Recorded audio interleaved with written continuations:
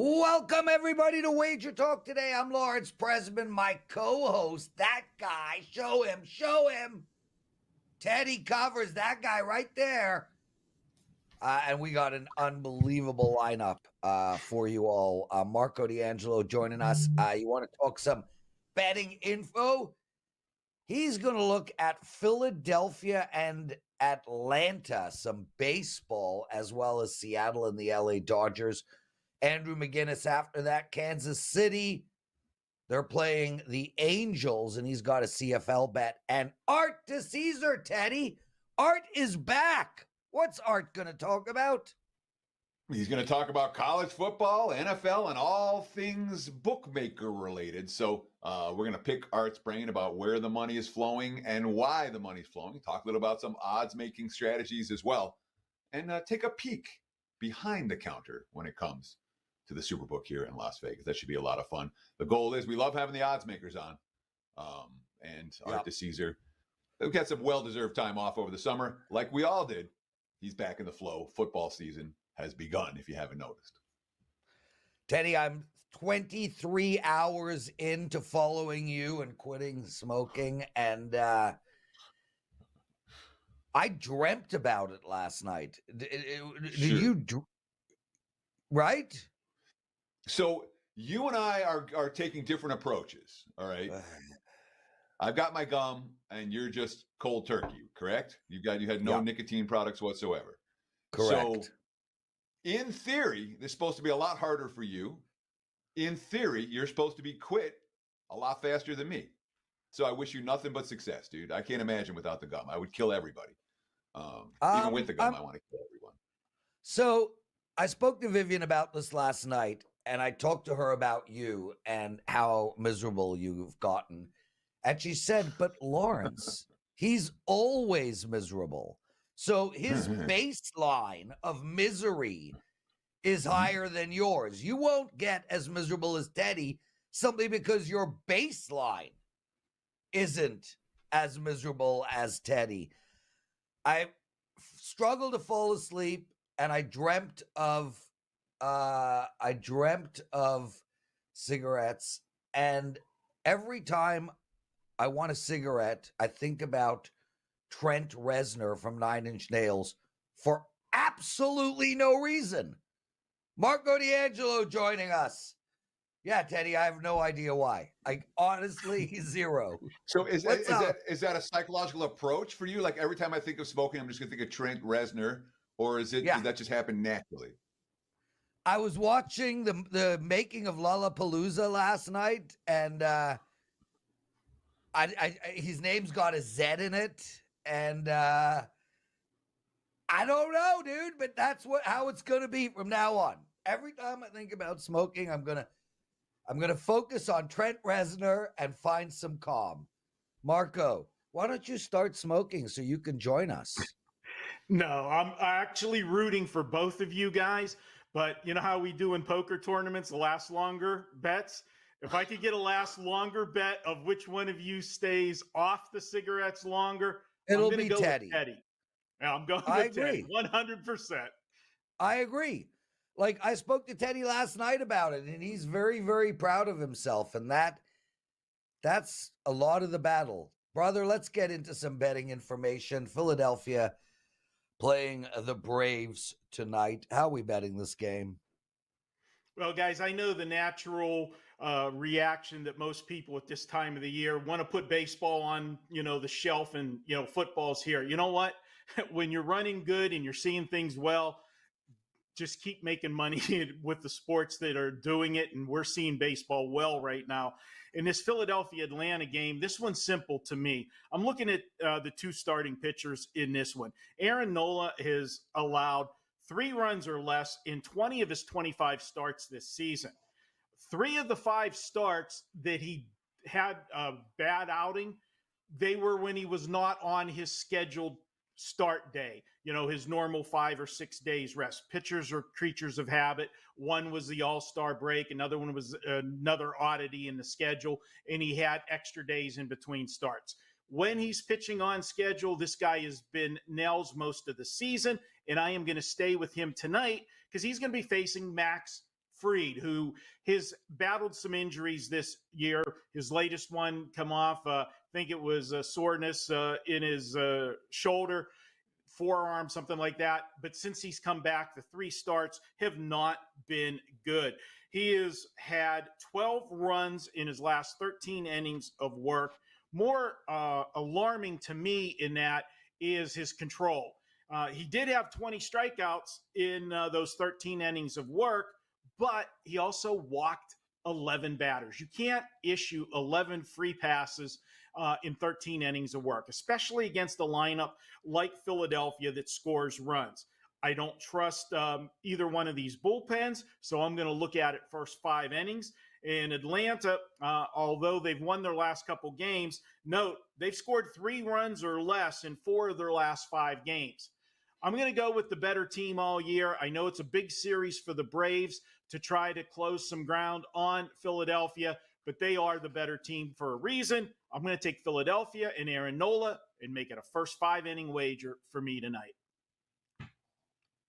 I have the Phillies at 11-17 since the All-Star break. They've lost 2 in a row. Is this a good team? Is this a team we can actually make money with down the stretch? Because Atlanta struggled for so long. It feels like, to me, the betting markets have thoroughly devalued the Braves at this stage. And if they play decent baseball, you can make money with them. Philadelphia played so good for so long. Can you still make money with the Phillies? And are they good enough to play 600-plus baseball that you can make money with them, given the prices you're being asked to lay? Well, that's a very good point. And for the long term, you're absolutely right. But we are not laying that big price tonight. We're laying a pick'em situation with these 2 teams. And I think in a situation, you see this a lot, Teddy, in the dog days of summer, too. These teams that have had big leads throughout the season. Philadelphia has, been a front runner from start to finish. And sometimes you get a little lackadaisical, whatever. And you're laying those big prices because of the success you've had all year. And yes, nobody's going to play 660 baseball for the entire season, which is what you got to do if you're laying, 2-1. But they're not laying 2-1 tonight, and they're going to play to the level of the competition. And that competition is the only team they can see in their rearview mirror, the Atlanta Braves. So that's a good point for moving on, and maybe a very good point after this particular series. A little letdown after playing the Braves. But for this one, no, I'm taking the better team at a really good price. Marco D'Angelo, everyone. Twitter handle at Marco in Vegas. Make sure to follow him. We got a great promotion going today. It's Half Price Wednesday. So any play released today is half price. And Marco, we had a great promotion running all of last week where people could buy 7 days for the price of 4. And I'm hoping that everybody purchased you because you're on an 8-1 run in your last 4 days. Congratulations, brother. Every time you come on the show, I feel like we're talking about your winning streaks. This seems like it's been going on for a year now of just constant, consistent winning. Well done. Tonight, Marco's got a 4% MLB best bet. It is only, how much, Marco? $12.50, right? That's it. That's half of 25. Your math skills are impeccable, Prez. I've been working on it. Hey, you're going to have extra time without smoking. You need things to keep the brain moving. This is a spot, guys, that, half price, we have been seeing the baseball very well. WNBA's been well. We haven't missed a play in preseason. I've only released 3, full disclosure. I don't release a lot of preseason plays, but we're now 8-0 the last 2 seasons in preseason football. I will have at least 1 play this weekend in football, so be sure to check that out later in the week. And as I've said all year, WNBA 19-6 for the season with that as well. So Tonight, check out that 4% in baseball. But let's get into my second free play for today. And we're going to head to the West Coast, Seattle and LA, in a good pitching matchup in this one. is we get Logan Gilbert on the mound for Seattle. And here's another pitcher that's been consistent all season long. 3 runs or less in 20 of his 25 starts. But in his last 3 starts, he's only allowed a grand total of 4 runs in 19 innings of work. More importantly, I always talk about that strikeout to walk ratio. How about 19-3 in those last 3 starts, which is totaled 19 innings? When you're dealing it like that, that tells me you've had full command of all of your pitches, and it's a spot where I'm looking at him tonight to have a good outing against the Dodgers. Now, the Dodgers are going to counter with Jack Flaherty. Jack Flaherty's another guy that's been a model of consistency all year. 3 runs or less in 17 of his 21 starts. And in his last 11 starts, 7 of those, he's given up 0 or 1 run. So what are we going to do here? We got 2 outstanding pitchers. Well, if you look at these 2 teams right now, they're not hitting the cover off the baseball, especially Seattle. Seattle has scored 3 runs or less in 7 of their last 8 games. And if you throw out the 1 game where they scored 10 runs, the other 7 games, they scored a grand total of 12 runs in 7 games. That comes out to, Prez, your math skills, 1.7 runs per game. So I'm not going to be back in Seattle in Logan Gilbert, but I'm not going to be going against them either. We look at the Dodgers.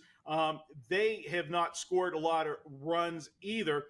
They have scored 3 runs or less in 3 of their last 4 games. So what am I looking at? I'm looking at a pitcher's duel. And I'm going to go first 5 innings and take this one under 4 runs. Now, you are laying 125 to the under in this one, and there's a reason for that. You know, normally you'd be laying a $110, 115 on a first 5 inning wager. But this over-under is 7.5 for the full game. I'm taking under 4 for the first 5 with the 2 hot pitchers. We got to get to 5 to lose this bet. Okay, you're looking at a total that the full game total is 7.5. To me, that is a lot of value with the under 4 for the first 5. So that's our play for this one. Let's go under and look for the pitcher's duel tonight in LA. So I don't have a good follow-up in the sense of making an argument against you because I agree with everything you said. But the markets are moving against you this morning. We've seen over money for this ballgame, and that surprised me. It surprised me about like one of those. And this, again, when we're talking about the broader markets moving, we're not talking about recreational bettors. We're talking about there's clearly been a wise guy move to the over in this ballgame. Any idea what they're seeing? Any idea why we're seeing sharp money on the over, even though there's lots of signs pointing towards the under in this one?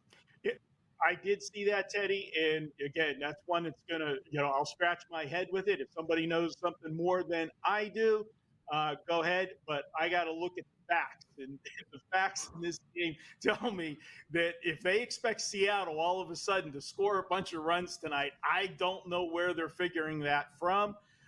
You've got 2 pitchers that have been consistent all year long. I have to go with my numbers and trust that. And that's where I'm at on this one. Marco D'Angelo, thanks for joining us, my friend. Guys, make sure to bet Marco D'Angelo's 4% MLB best bet. It's half price today, and he is on an 8-1 run in his last 4 days. Teddy, Marco spoke a lot about, seeing it well. So I'm going to ask you. Last night I had the under in the Yankees game. Yes, I had the under in the Yankees-Cleveland game. 3-3 in the 12th inning. Did I see it well? No, because it lost. Okay, so I had Oakland the night before at plus 1.5. They lose by 2 in extra innings. Did I see it well? Not well enough. Are you saying that as to be a schmuck, or do you actually believe that? So you haven't had any nicotine in 20-something hours, dude. I'm going to flick your ears as much as I possibly can today just to see, because I'm thinking if we can get a true Prez meltdown, that might be a nice viral moment for us. It'd be good for the show. It's not going to happen, Teddy. Do you actually believe what you said? When you're seeing things clearly and losing frustrating close decisions, 4 in the last 4 days. sure, then maybe you're not seeing things quite as clearly as you hope to. But it doesn't mean you have to change your whole, like, sometimes you're going to be unlucky in this business. All right? It's going to happen. Of course. There are going to be flips that go against you. There's going to be 3-3 games that end up flying over the total in extra innings. It happens. And 100%. when it happens, it oftentimes clusters. And I don't know why it clusters, but all of a sudden there's 1 and then there's 3. And then all of a sudden you have a whole week where everything that could go wrong did go wrong. It's been an entire baseball season. It's part of what we do. And when that happens, what do? We breathe. Go have a smoke. And come focused. Yeah, well, now you just go chew your gum for a little while. No gum. Brother, I'm with you, man. And I'm not, like, it is what it is. We do this every day of our lives. I don't kill myself over these losses. And frankly, the timing is spectacular. This is the least amount of sales we make is in the month of July and August. We're going into football season. The betting gods owe me big time for what I've had to put up with in this baseball season. No. That's one you can't do. Yeah. Betting gods don't owe anyone anything. It roller coasters. It naturally roller coasters. You have horrible luck, then you have good luck. You go on a winning streak, then you go on a losing streak. It's one big freaking roller coaster. Except Marco for some reason over the last year. Oh, that guy's not his win. Anyway, what did bettors learn, bro? So I ran into, and this is just bizarre, but I ran into a financial report from the Sphere yesterday. They released their financial report for the final quarter. Yep. Their fiscal quarter ends at the end of June. And they lost $104.5 million in the final quarter. And for the year, they lost $480 million. And I'm sitting there going, I've been there a bunch. The place is packed. You know? How on earth are they losing money at that level now that it's been built and they have regular concerts and they've got stuff in there every day? And it got me thinking back to Amazon. Again, this is the beginning of my investing life and my betting life and all of that stuff. But Amazon.com came out, and it was like they're going to transform the book selling industry. This is what, in the 90s and the early 2000s. They're going to transform this industry. It wasn't like they're going to transform all the industries. And every quarter, Amazon would lose like $1 billion. Yeah. And this went on for years and years and years. And I'm like, how the F is that? One, how are they staying afloat? And two, how is this really going to transform the world? So when Amazon's trading in double digits, did I buy a bunch of Amazon stock? I did not. Looking back, obviously you were supposed to buy Amazon stock then. Is this a buy low opportunity for the Sphere and for MSG and all of that, being that they've consistently lost money? I don't know, you and I went to concerts, we saw concerts there this summer. And that's why I wanted to bring you in. But to me, it was fascinating to see how much money this place is losing, despite the fact that in theory, they're busy right now. Well, and how does this play out moving forward? What do you think? Well, I'll tell you flat out, right off the bat, a lot of venture capital companies and companies like JP Morgan just put a buy sign on the Sphere. So there are people who do this professionally that think the Sphere is a buy.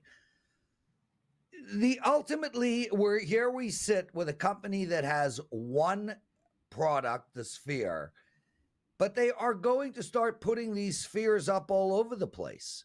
So over the next 20 years, I think the stock is going to go up. I'm not buying the Sphere. I don't know if it's going to give us a good return from a short-term perspective.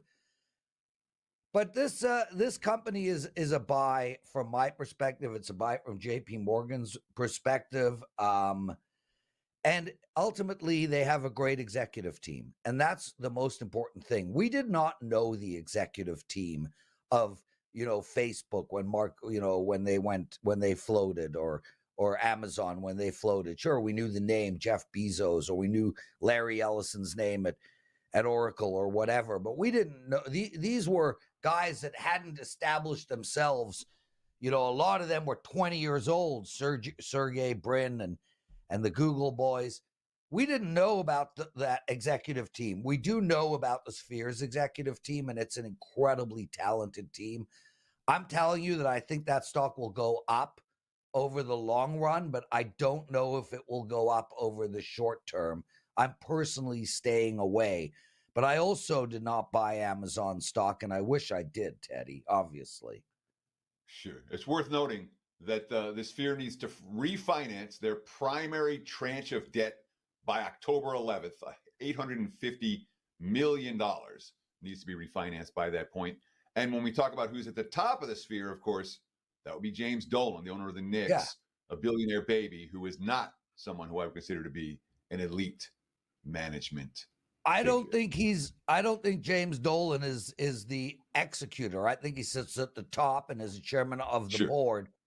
But I think James Dolan is smart enough, like me, to know to surround yourself with smarter people. Thank you, Johnny and Rick and you and Marco and Steve. So yeah, I'm not sitting here saying James Dolan is a god, but I can tell you that he understands that he's not himself. Guys, if you like this channel, if you like our show, take a minute out of your day and please hit that like button. It's really, really appreciated. We also have 165,000 followers. Let's get to 200K over the next 3-4 months, please. Let your friends know about what we're doing. We have unbelievable content. B Daddy, James Dolan is a smuck. It's schmuck. B Daddy. I don't know what a smuck is. What is a smuck? Do you think he means smuck or schmuck? Probably a schmuck, but you know, spelling is spelling. I don't even know what a schmuck means, and I'm Jewish. Let's bring in Andrew McInnis. Andrew, what's going on, my friend? How are you, brother? That's a tough intro. I don't even know what a schmuck is. Let's bring in Andrew. Yeah, good to be here with you guys. How are you? Hey, you were the first name that came to mind, brother. Okay. We're doing great. Show's fun. Both Teddy and I are trying to quit smoking. Teddy is like well into it. I've never been prouder than the guy, and I am 23 hours and 22 minutes in. You're on a 13-2 CFL MLB run. We're going to talk about that a little later, but congratulations, brother. You want to talk both baseball and Canadian football? Let's start with baseball. The Kansas City Royals, they're playing the Angels tonight. How do we bet this game? So, guys, first of all, I'll start with the team total here. 5.5 to the over plus money. It might sound like a lot of runs asking a team to put up a touchdown for us here, minus the extra point. But I've done this multiple times this season. I love when I get the plus money in these situations. And a certain time like this one certainly calls for it. So we've got Johnny Cueto welcoming himself back into the MLB. And I don't think it's going to work out so well for him, you know, and a lot of other sports, especially a sport that I'm very familiar with, like the NHL, when a player is called up from the minor leagues, it's usually because they are absolutely tearing it up. Whether you're an offensive guy, whether you're a goalie, whoever you are going crazy in the minors and you deserve that spot. Well, in the Major League Baseball, it's more like, yeah, we have nobody else, so we need somebody. There's a lot of injured pitchers. We need somebody to come up here. And that's what it seems like for me here. Johnny Cueto in the minors in the month of August, you know, for me, 18 innings pitched, 21 hits allowed. It's been an absolute disaster for him. And then you go back to his last handful of starts when he was actually in MLB, and it didn't get much better. He was only going 4 or 5 innings at the most in all of his starts here. And it might think, well, this is kind of a lot of runs to ask for a certain team, isn't it? And even though it is kind of a sloppy pitcher that might be past his prime, a middle of the pack bullpen, well, we've got a Royals team that's gotten 8, 7, 13 at some points over the last handful of weeks. This is a team that can put up runs if put in a position to do so. As I mentioned, I think Johnny Cueto being called up is going to hurt this team, but they have no options due to the injuries. So in baseball, guys, when a player's getting called up, doesn't necessarily mean they're on fire. And I'm sure Adam Trigger could speak to that. He follows a lot of AAA, and I'm sure he feels the same way as me. So I'm seeing 4.5's juice to the over more than 5's juice to the under. The last 2 games, Rosa scored exactly 5 runs. Is this one of these situations where would you be more comfortable laying the extra juice with a 4.5, or do you want that plus price with the 5.5? In these situations, Teddy, I prefer the plus money with the 5. It's kind of a long-term plan here with these team totals for me. I'm not scared to go ahead and reach out with a minus 120 or 130. I do play them. I'm not going to sit here and say I don't play them. But in this particular situation, with the pitcher that they're facing, with the middle of the pack bullpen, with a team that has put up those numbers and proven to me they can, I like to look at those past couple games, which is why I did mention they've put up some numbers recently.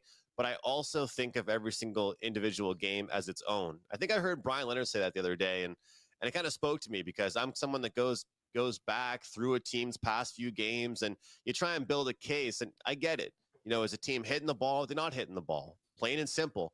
But at the same time, each event is its own individual event, and I think that the 5.5 plus money is a better way to go. Andrew McInnis, on an 8-1 Canadian football run, you got a Canadian football bet for us today. The Hamilton Tiger Cats, they're plus 9.5 against the Winnipeg Blue Bombers. Really quite surprised that Winnipeg is minus 9.5 against anybody right now. How do we bet this game? President, the CFL is so interesting because it's only 9 teams. So you find yourself one week giving analysis and bashing all over a team. And the next week you find yourself looking to bet on them and trying to say good things about them. And it happens all the time. I've had teams where I bet against them for a 5% one week and I'm betting on them for a 5% the next.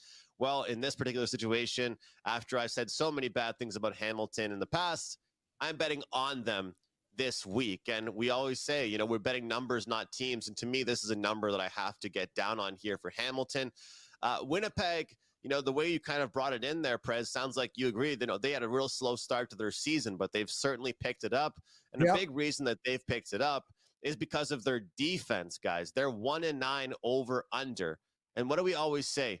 Unders correlate with underdogs. At least in my opinion, you're going to give me 9.5 points against a team that's not really putting up an extraordinary amount of points. They're just preventing teams from doing damage. They're playing strong defense. Now, this Winnipeg team is off a really big win over the BC Lions. They had a bye week after they got crushed 25 to, or excuse me, they had a bye week after a big win. Then they came out of that bye week against the exact same team and they crushed them again. Now, Hamilton, it's been a disaster. They're pretty much at rock bottom. And sometimes when you bet on a team at rock bottom, you're going to get a great number. Plus 9.5. Last thing I'll say about this, Bo Levi Mitchell is an old quarterback in the CFL. He was traded or acquired from Hamilton by Calgary. Anyway, long story short, this guy lost his starting job. And then the first time the other quarterback got to start, he got injured. So now Bo Levi has a starting job again this week. I feel like he'll have a bone to pick. I feel like he'll have something to prove. This is pretty much his last chance to prove that he is still somebody in the CFL. Guys, if you're looking to bet the CFL this weekend, I understand college football, NFLx, all that stuff's going on. I recommend playing the Ticats plus the 9.5 points. Hamilton plus the points. Andrew McInnis says, don't worry about the fact that they've lost each of their last 3 games by double-digit margins. This is the week we look for Hamilton to get back on track, at least from a point spread perspective. Mr. McInnis, what do you have to promote, my friend?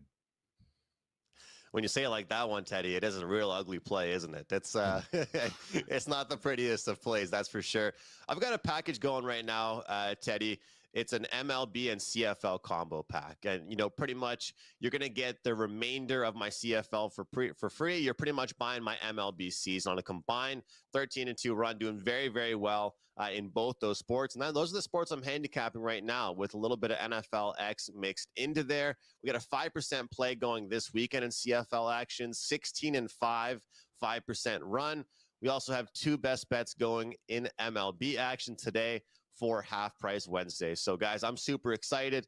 The low volume approach is working for me right now. And we're also going to have some NHL team preview videos coming out over the next few weeks. So stay tuned for that. Andrew McInnis, well done, my friend. What a run he's on, Teddy. We got hot Marco and hot Andrew today. And now it's time for your big game breakdown. Let's go. Big game breakdown. Let's talk some Thursday night NFL preseason action. The Bears and the Chiefs. Looking at the WagerTalk live odds screen right now. Chicago, about a 1-point road favorite. There are a couple of 1.5s out there. Total has been bet down 32, the current prevailing number. And this is likely to be, well, it's going to be a battle of backups. Andy Reid said he's seen enough from his starters.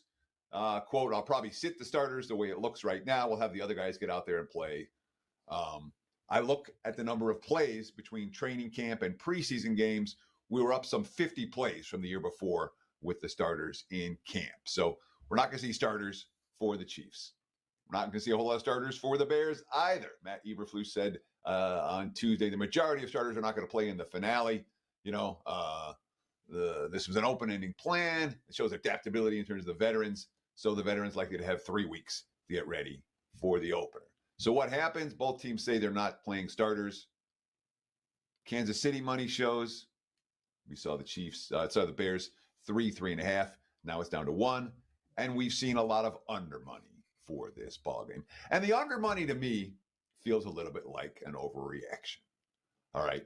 Chiefs 2 preseason games, 24-23 to the Lions, 26-13 to the Jags. 2 of the rare overs this preseason.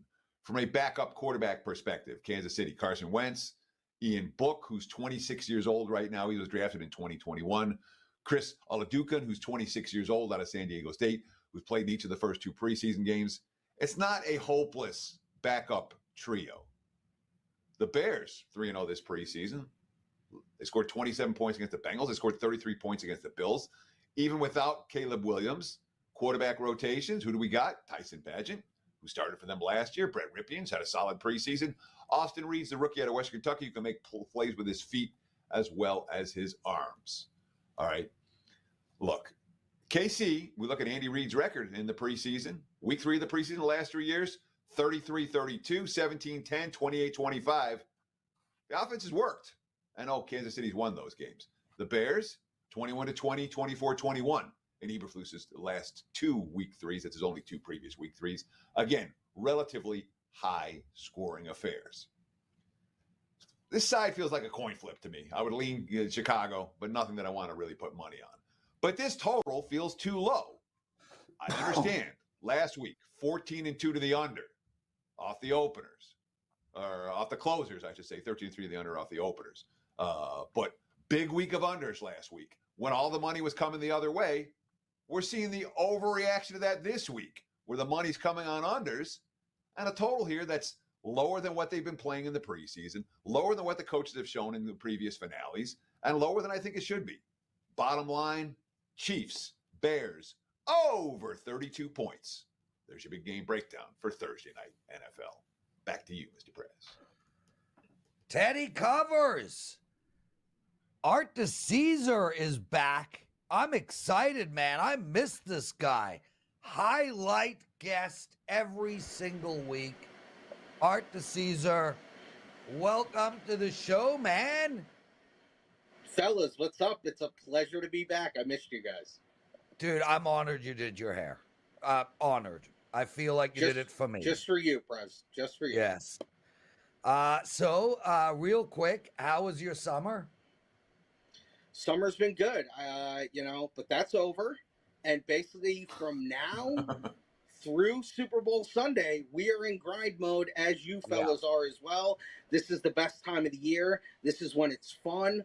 And I can't wait, man. I can't wait to be on with you guys every week and, go through a lot of football.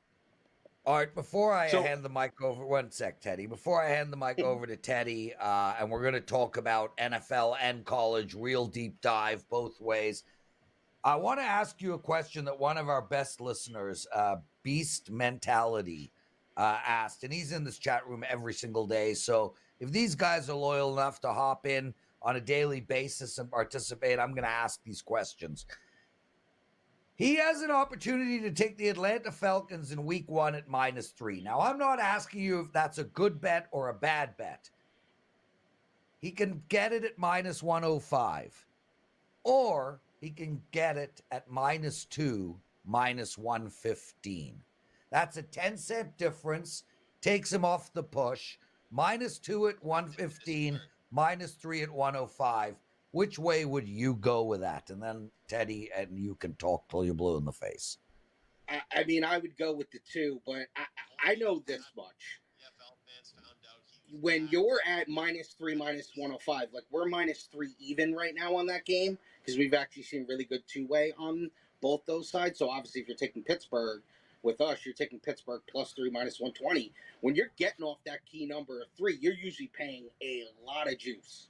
20, Right. 25, 30 cents maybe, to move off of that number. So if you can lay 2 and lay -115, you got to do it. Teddy, anything to add there? Let's put it this way. I'm seeing mostly 3s out there. I'm seeing -2.5, -125. So -2, -115 is a great bet. Yeah. Compared to -3. It's not close. It's not debatable. The -2, -115 is the better wager. Art, before we start talking football, I want to talk about contests. I want to talk about the Westgate Superbook. How are contest signups? What kind of stuff do you have going?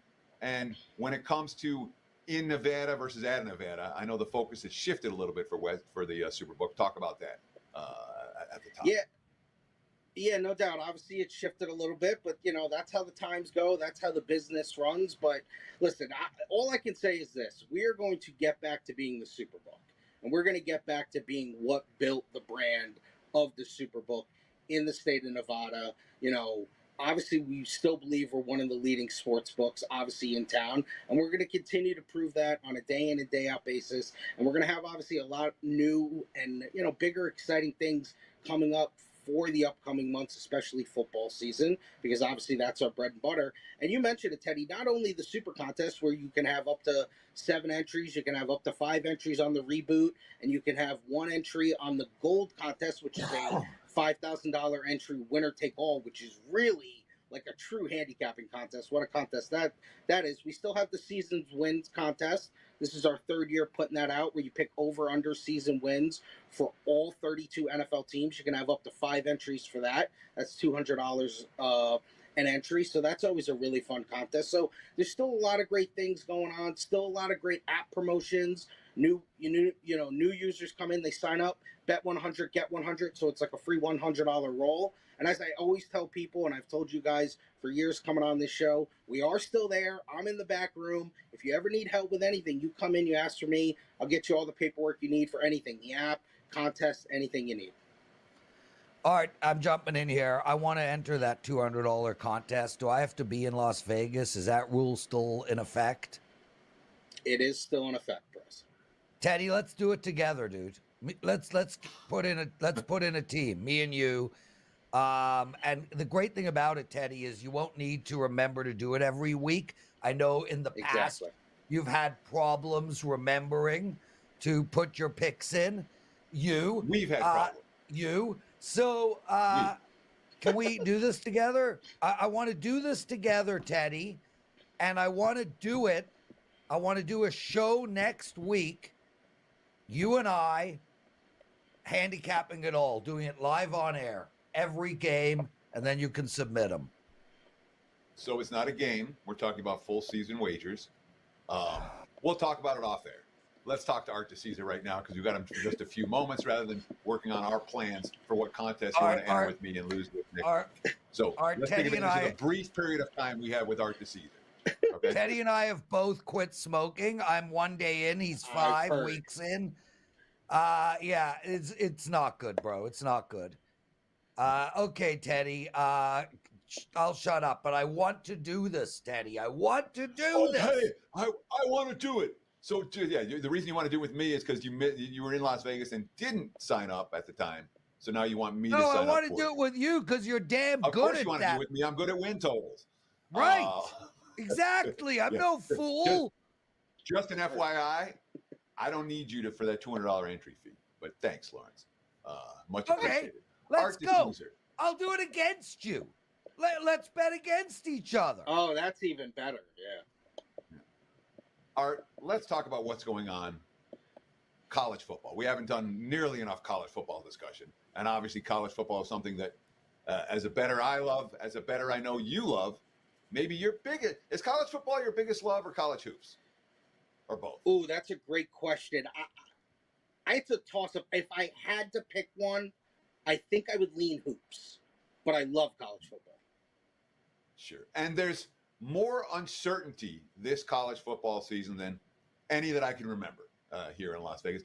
I want to ask you, is that reflected in the advanced markets?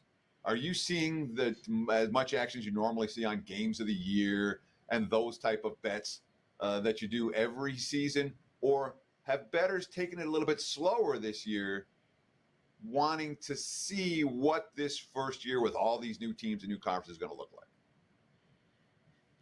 That's a good question, Teddy. I think games of the year for us are still games of the year. People want to come in, they want to look at that nice little game of the year packet and say, hey, there's a couple of teams I'm either going to fade or I'm either going to buy in on. So you do see that. I think the biggest thing for us is to win the national championship. You've seen a lot more teams further down the board take money because now you got 12 teams in there. You don't have a BCS with 2 or college football playoff with 4. You got a college football playoff with 12. And then obviously that market to make the college football playoff has generated a lot of money as well because once again, you're throwing 12 teams into the mix. So I think that's something that has been really good for us as far as the bottom line because we've always talked about it. Future book is great for us. If you want to come in June, July, August and put your money down and tie your money up for 4, 5, 6 months, it's no problem for us. So what teams have surprised you in terms of the action they're getting, let's say, to make the playoffs? You're saying that there's much deeper odds than you normally see. Talk about a team or two that you did not expect to see money to make the playoffs, that where money is shown.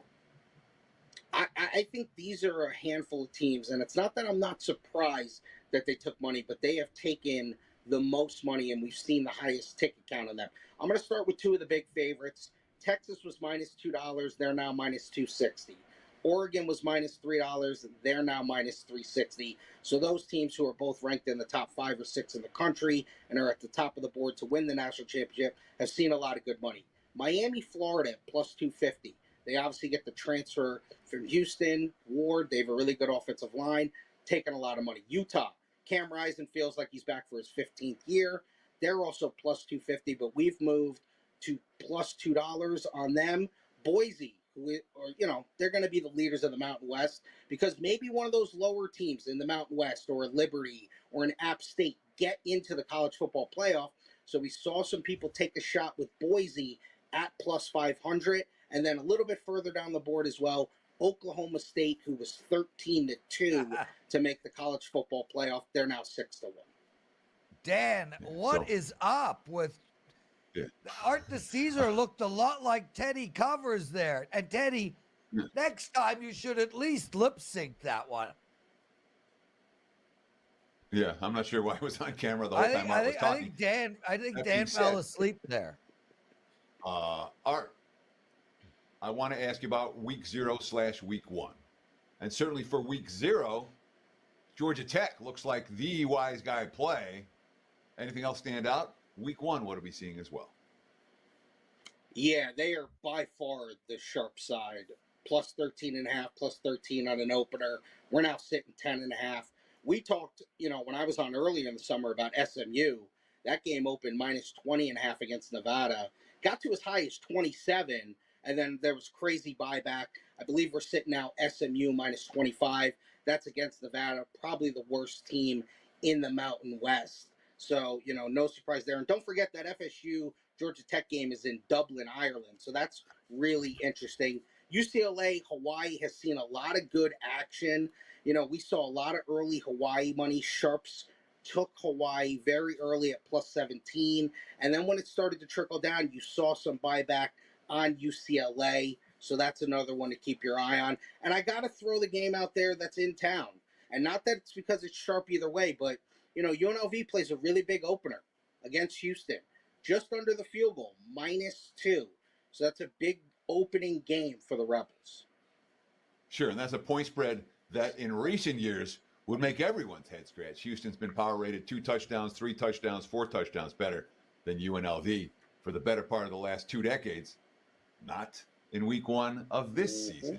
The Rebels have taken money. I want to talk about these FCS games. I've got New Mexico double-digit home dog in FCS action. Do you see a lot of action? When do those numbers come out? And when it comes to the marquee games versus the FBS versus FCS games, do the public bet those matchups at all, or is that all wise guy money? FCS is all wise guy buddy, Teddy. And normally those are day of game. If we feel it's a bigger FCS matchup, we could put it up the day before the game, but a lot of that is day of game. But I'll say this about our FCS games that we put up. We'll put up first halves, and we will also put up second halves. And you can't say that about everyone. So if we're going to book a football game, you're going to get the first halves and the second halves as well. So we're really happy that we do that. Art DiCesare joining us, everyone. We're going to run the show a little bit late, as it's been a while since Art has been on, and we got lots of questions for him. Art, let's turn our attention to NFL. And listen, I mean, one more week left in this preseason. If you've got a big bet you've seen and we should know about, let's hear it. But week 1 in NFL right around the corner. What type of action are you taking for week 1? And any bets stand out for you? I know that's a very general question. It's a little general, but I can roll with it, Prez. Let's just do the last week of the preseason. Obviously, a lot of games have flipped. Saw sharp money at Tampa at plus 2.5. They're now -3. Sharp money on Carolina at +3. Now -2. Sharp money on New England -3. Now -5.5. Real sharp money on San Francisco. I saw a place that opened Las Vegas, the Raiders, favored. We opened San Francisco -3. It's now 6. So incredible movement on those preseason games. When you get to week 1, the opening night, a lot of Chief money, -2.5, now -2.5, -120. We know if we go to 3, all the sharps will gobble up the Ravens at +3. Haven't gotten there yet. Green Bay at Philly, we know that's in Brazil. Open -1 Philly, now -2. My Giants, who were favored slightly at home against the Vikings -1, we've seen Viking money come in. That's now a pick'em. And then the Jets have taken a little bit of money too. +6 at San Francisco. I believe that's either the Sunday night or Monday night game, one of the primetime games. So Jet money +6 as well. San Francisco now sitting -5. So Teddy? I want to ask about that Ravens-Chiefs opener, because I've seen a couple of books looking at the WagerTalk free live odds screen, which you guys can look at. Nothing to download. Just go to WagerTalk.com, click on live odds. It is a fantastic product, and it's free. You can keep it running on your screen all day, every day.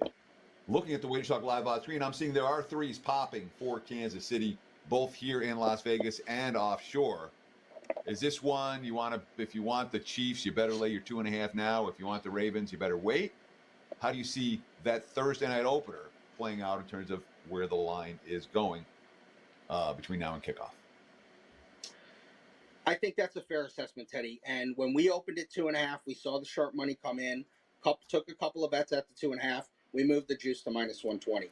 As I said, I know the second we go to 3, we will see some respected bettors take 3. I think week 1, of course, when people come in for week 1, even though that is a Thursday game, people might come in a little early. We're going to see a lot of public money on the Chiefs. We know that, especially because they're under the field goal at home. So I think we're at a wait-and-see approach right now. If we maybe take a couple of more respected bets at, 2.5 -120, then maybe we have to go to 3 and we have to move with the market. But right now, we're pretty, content staying at the -2.5, -120. So I've got one more NFL question for you before we let you go, Art. I want to talk about what we saw over the summer versus what we've seen here in August. Has there been any NFL teams that people were supporting over the summer, now they've seen them play a game or two and the money's coming the other way betting against them? Or vice versa, a team that took wise guy action betting against them over the summer, and now a couple of preseason games we're seeing a shift of thought and betting action with a team that looked that they thought was going to be bad, that now they're betting to be good. Anything where you've seen a shift where the bets were coming one way and now they're coming another in the NFL so far this August. This team hasn't shifted because it's not like we were taking over money, but the Raiders were sitting 7 all summer in a win total. And there really wasn't any action. A couple of, general public, in-town players wanted to come bet them. But then they saw the Raiders play a game or two. And then the under money came in. So we moved to 6.5, minus 130 to the over. So that win totals moved. And it really was off of what happened in the preseason. Chicago has been incredibly interesting. Chicago over the summer opened 9, under minus 120. And we saw some really good sharp action. And then we went to 8.5.